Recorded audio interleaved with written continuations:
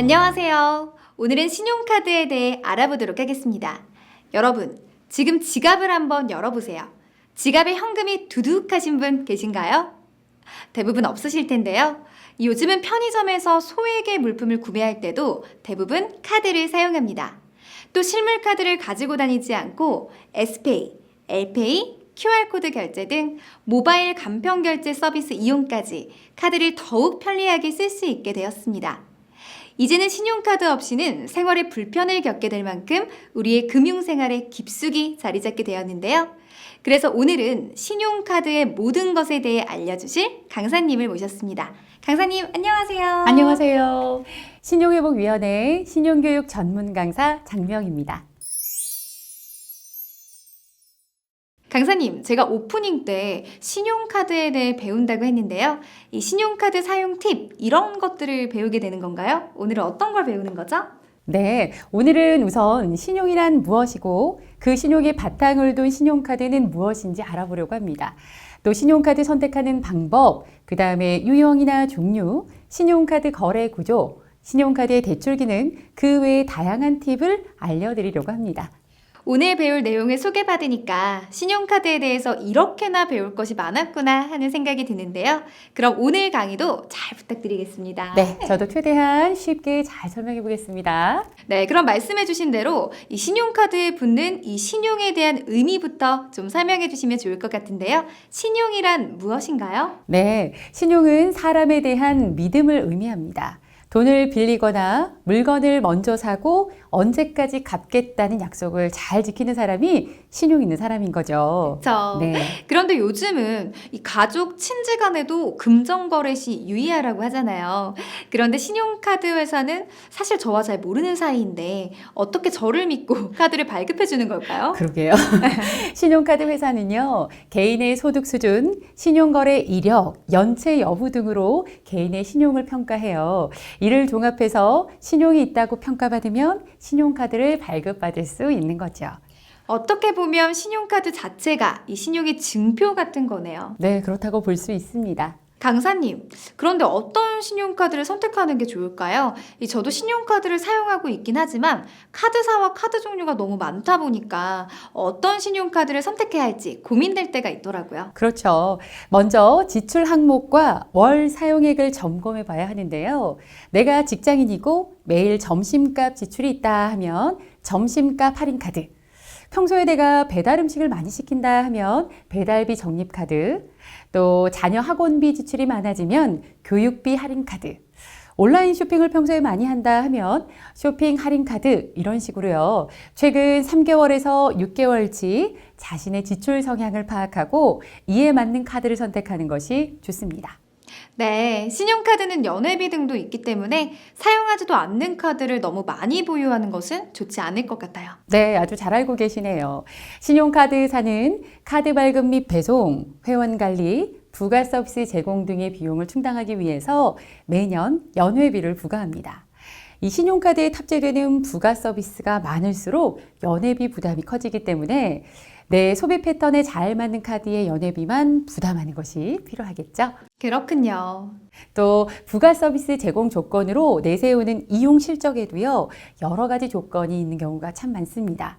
예를 들면 세금이나 공과금 납부 실적은 이용 실적에서 제외. 또 월 통합 할인은 1만 원 이내.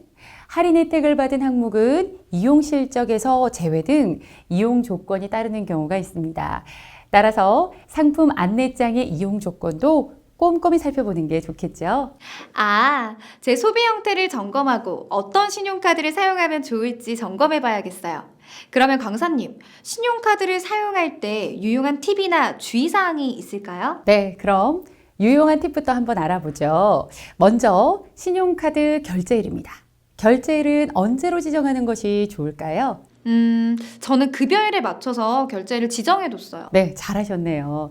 급여일로 지정하는 것도 좋은 방법입니다. 급여일로 지정을 하면 급여 입금일 이후에 카드 대금이 출금되기 때문에 연체될 확률이 매우 적겠죠. 그런데 14일로 지정하는 것도 매우 좋습니다. 14일이요? 왜죠? 자, 혹시 이런 경험 있으세요? 카드 대금이 예상과 다르게 빠져나간 경우인데요. 나는 이번 달에 카드 대금을 약 50만 원 정도 사용했다고 생각했는데 실제 카드 대금이 80만 원 정도 빠져나간 거죠. 네, 맞아요. 그런 경우가 있었던 것 같아요. 네, 카드사마다 조금씩 상이하지만 14일은 전월 1일부터 말일까지 사용한 카드 대금이 청구되고요. 카드 실적도 1일부터 말일까지 쓴 금액으로 책정하기 때문에 카드 실적과 이용 금액을 일치시키려면 14일 전후로 지정해서 한 달 지출 관리하는 것이 좋아요. 그리고 나의 지출 내역과 카드 실적 등 꼼꼼히 확인하고 싶은 분들에게 이 방법을 적극적으로 추천하는 바입니다. 그러면 4월 1일부터 4월 말일까지 사용한 대금을 청구하는 14일 전후로 지정하는 것이 좋겠네요. 저는 오늘 결제일을 먼저 변경해야겠어요. 네, 또 한 가지 유용한 팁이 있습니다. 우선 표를 한번 살펴볼게요. 자, 결제일이 4월 14일이고 이때 결제 금액은 3월 1일부터 3월 30일까지 이용한 금액이라고 가정을 해보죠. 만약 금액이 비싼 물건을 산다면 3월 1일이 유리할까요? 3월 31일이 유리할까요? 똑같은 거 아닌가요? 뭐 둘의 차이가 있어요? 네, 차이가 있습니다. 만약 3월 31일에 300만 원짜리 물건을 구입했다면 14일 후인 4월 14일에 결제를 바로 해야 합니다. 그런데 3월 1일에 구입했다면 결제를 45일 뒤인 4월 14일에 하게 되는 거죠. 쉽게 얘기하면 돈을 빌려 쓰는 기간이 3배까지 길어지는 거네요. 그렇죠. 그래서 고가의 물건을 살 때 카드를 현명하게 쓸 수 있는 팁인데요. 그 300만 원을 매일 이자가 붙는 CMA 통장 등에 넣어두면 그만큼 이자를 받을 수 있잖아요. 그래서 큰 이자가 아니더라도 이런 습관을 기르는 게 좋겠죠. 네. 고가의 물품은 월초에 결제하는 방법. 작은 습관부터 갖추는 게 좋겠네요. 아무래도 신용카드를 무분별하게 사용하면 지출 통제가 어려워질 때가 생기는 것 같아요. 맞아요. 그래서 통제되지 않은 분들은 체크카드를 사용하는 것이 좋습니다.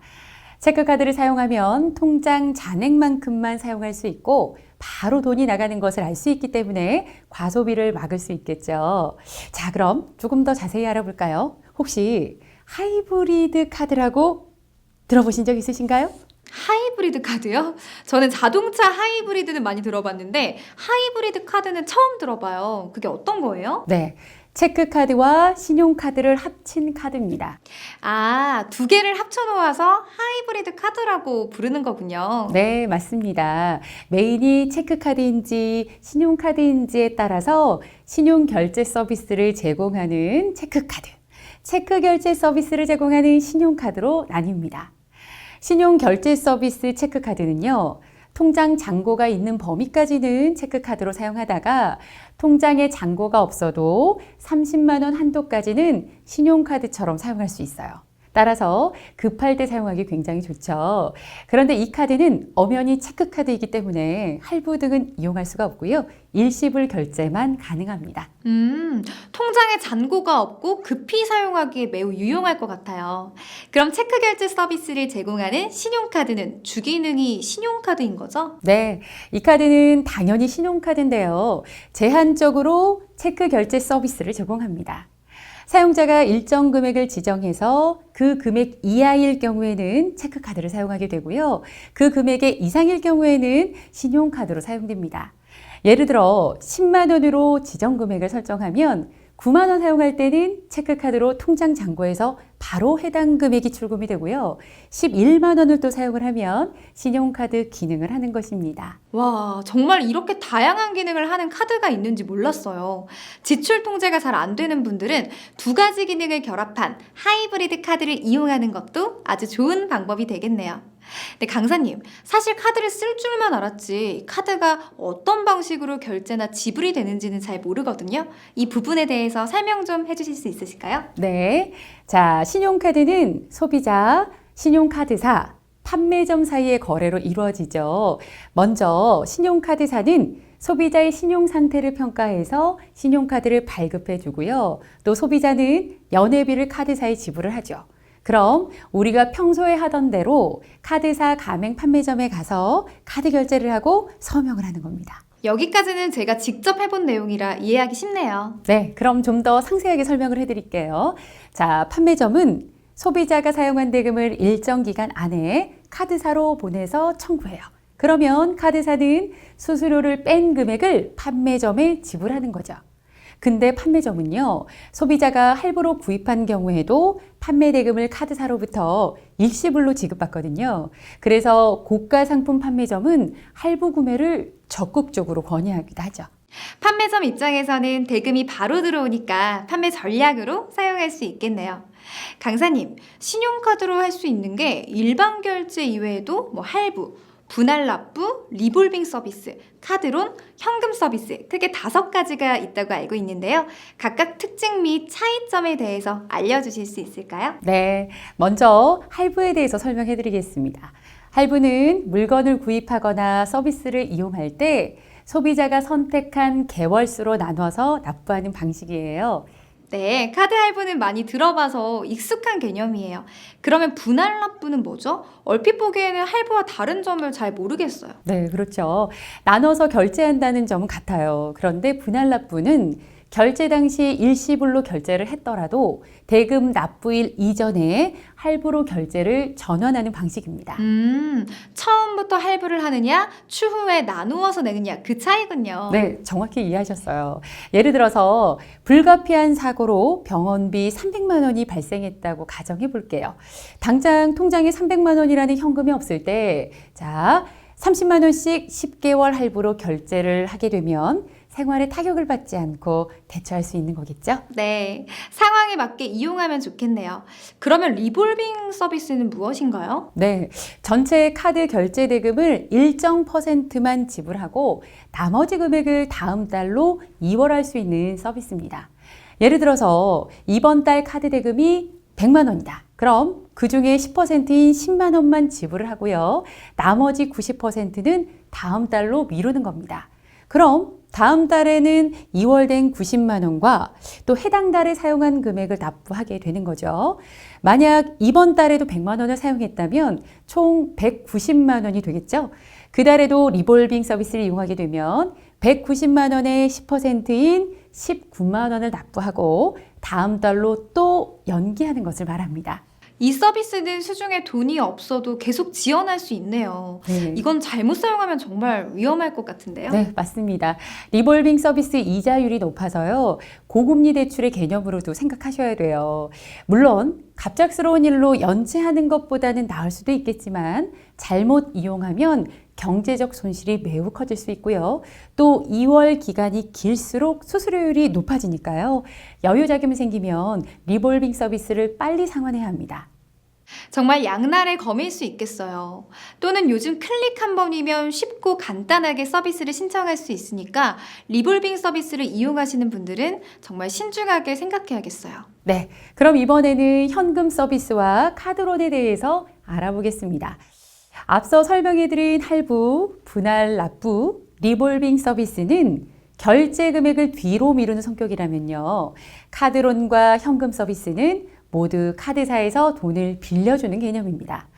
당장 다음 달 카드 결제일에 상환하게 되는 단기 대출을 현금 서비스라고 하고요. 최장 36개월까지 카드사에서 장기로 빌려주는 대출을 카드론이라고 합니다. 이런 서비스는 간단하고 손쉽게 사용하기 매우 좋죠. 급하게 현금이 필요할 때 사실 다른 사람에게 빌리는 것도 쉽지 않은 일이잖아요. 그럼 은행에서 대출을 신청하면 되지 않나요? 네, 그런데 은행에서 대출을 받으려면 며칠간의 시일이 걸리기 때문에 급하게 돈이 필요하다면 혹은 은행에서 대출받을 수 있는 여건이 안 된다면 신용카드를 이용해서 당일에 돈을 빌릴 수 있습니다. 그렇지만 카드론 현금 서비스의 수수료율은 매우 높은 편이고요. 신용 점수에도 좋지 않은 영향을 미치기 때문에 카드론 현금 서비스를 받는 일은 절대 쉽게 생각하시면 안 되고요. 또 서비스는 받는 당일부터 수수료가 발생하기 때문에 갚을 수 있는 여력이 생기면 즉시 상환하는 것이 좋습니다. 중도 상환 수수료가 없기 때문에 하루라도 빨리 상환하는 것이 좋겠죠? 네, 카드 한 장으로 간단하게 대출을 받을 수 있지만 정말 필요할 때만 사용해야겠네요. 네, 그렇습니다. 그리고 우리가 쇼핑할 때 가격 비교와 최저가를 찾아서 쇼핑 많이 하시잖아요. 카드 사용할 때도 그렇게 하셨으면 좋겠습니다. 이 쉽고 간편하기 때문에 금리 비교 없이 카드사 서비스를 이용하시는 경우가 많은데요. 여신금융협회 공시정보 포털에 접속을 하면 신용카드 상품 공시가 있어요.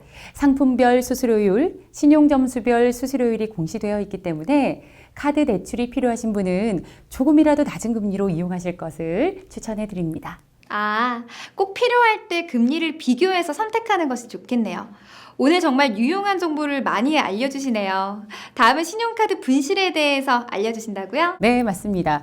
아나운서님은 카드 뒷면에 혹시 본인 서명 해두셨어요? 네, 카드 발급받을 때 은행원께서 꼭 카드 뒷면에 서명하라고 알려주셔서 저는 서명을 즉시 바로 했습니다. 네, 아주 잘하셨습니다. 카드 뒷면에 서명하는 이유는 분실 시 대비하기 위해서거든요. 그래서 원칙상 가맹점에서는 신용카드 뒷면에 있는 서명과 또 소비자가 결제 시 하는 서명을 비교해서 동일인임을 확인해야 합니다. 만약 서명을 비교하지 않아서 발생한 부정결제는 가맹점에서 배상해야 하고요. 같은 모양으로 가짜 서명을 한 경우에는 카드사에서 배상해야 합니다. 하지만 신용카드에 아예 서명이 없다면 동일인임을 확인할 수 없게 되고 배상을 받을 수 없게 될 수 있습니다. 그만큼 서명이 매우 중요하네요. 네, 서명을 했고 부정 사용이 확인이 되면 카드 분실 신고 60일 전에 일어난 피해액에 대해서는 100% 보상 청구를 받을 수 있게 됩니다. 앞으로 결제 후 서명을 할 때 꼭 신용카드 뒷면에 있는 사인과 동일하게 서명하고 서명이 빠진 카드가 없는지 잘 관리해야겠어요. 네, 만일의 상황에 대비해서 카드 뒷면에 서명한 부분을 사진 촬영해 놓으시는 것도 좋은 방법이 될 수 있겠죠. 강사님, 그런데 신용 점수가 낮아서 카드 발급이 어려운 분들이 발급받을 수 있는 카드가 있다고 얼핏 들은 적이 있었는데요. 어떤 카드죠? 네, 바로 저신용자를 위한 햇살론 카드예요. 이 카드는 신용카드 발급이 어려워 결제 편의성, 할부 등 이용 혜택에서 소외된 분들을 위한 카드인데요. 신청 자격은 다음과 같습니다. 그리고 신용회복위원회 채무 조정을 받고 계신 분들이 발급받을 수 있는 카드도 있어요. 아, 신용카드 이용이 어려운 분들에게 희소식이네요. 신용카드 이용 혜택도 보고 또 연체 없이 납부하면 신용 점수에도 좋은 영향이 있으니까 필요하신 분들은 지원 조건이 되는지 확인해 보시고 발급받으시면 도움이 되겠습니다. 오늘 강사님 강의를 듣고 보니까 똑똑하게 잘 사용하면 카드 혜택도 보고 신용 점수도 올리고 아주 좋을 것 같아요. 그런데 무심코 사용하면 카드값 그리고 고금리에서 헤어나올 수 없을 것 같아요. 네, 신용카드는 우리의 생활을 편리하게 해주지만 신용카드를 무분별하게 사용하면 문제가 일어날 수 있죠. 그렇기 때문에 신용카드 사용에 더 신경을 써야 합니다. 네, 오늘 강의 정말 많은 도움이 됐습니다. 네, 도움이 됐다니 다행입니다. 자, 그럼 오늘도 배운 내용을 복습하는 차원에서 퀴즈를 좀 내볼까 하는데요. 네, 좋습니다. 오늘 제가 귀를 기울여서 들었으니까 자신 있습니다. 네, 자, 그럼 첫 번째 문제 드립니다. 첫 번째는 OX 퀴즈인데요. 자, 리볼빙 서비스는 카드사에서 고객들에게 저금리로 혜택을 제공하고 있다. X. 네, 맞습니다. 리볼빙 서비스는 10% 이상의 고금리 서비스입니다. 자, 그럼 다음 문제입니다. 판매점은 소비자가 할부로 물건을 구매해도 카드사로부터 구매 금액을 일시불로 받는다. 오, 일시불로 받습니다. 그래서 할부를 마케팅 전략으로 사용한다고도 아까 설명해 주셨잖아요. 네, 정확히 기억하고 계시네요. 자, 그럼 다음 문제입니다. 신용카드 결제 대금 납부일은 며칠로 하는 것이 좋다? 14일. 카드사마다 다소 차이는 있고 또 1일부터 말일까지 이용 대금이 청구되는 날로 선택하는 게 좋습니다. 네, 정확하게 알고 계시네요. 대단하십니다. 자, 그럼 마지막 문제입니다. 소득이나 자산이 많으면 신용 점수가 높다. X? 네, 맞습니다. 소득이 높을 경우에 부채를 상환하기 유리하다는 측면에서는 신용 관리에 유리하게 작용할 수는 있겠죠. 다 맞추셨으니까 정말 대단하십니다. 네. 강사님께서 잘 설명해 주신 덕분이죠. 오늘 강사님 덕분에 신용카드에 대해 더욱 많이 알게 됐습니다. 감사합니다. 혹시 마지막으로 하고 싶은 얘기가 있으실까요? 네. 신용카드 잘 쓰면 아주 편리하죠. 하지만 잘못 사용했을 경우 큰 경제적 피해를 볼 수 있다는 점도 항상 명심하시면서 현명한 금융생활 하시기 바랍니다. 네, 오늘 마지막에도 우리 강사님께서 신용회복위원회 신보기로 수강생들에게 메시지를 전달해 드린다고 합니다. 네, 오늘 띄워주시겠어요? 네, 오늘 띄워드릴까요? 자, 신용 자산 관리 힘들고 어려우신가요? 복잡하게 생각하지 마세요. 위원회가 함께합니다. 여러분, 신용회복위원회는 국민의 채무 걱정 없는 행복한 삶을 위해 힘쓰고 있습니다. 주변에 빚 문제로 어려움을 겪는 분들이 있으시다면 신용회복위원회를 꼭 기억하시고 알려주세요. 또한 신용금융교육이 필요할 때는 신용교육원에 찾아주세요. 감사합니다.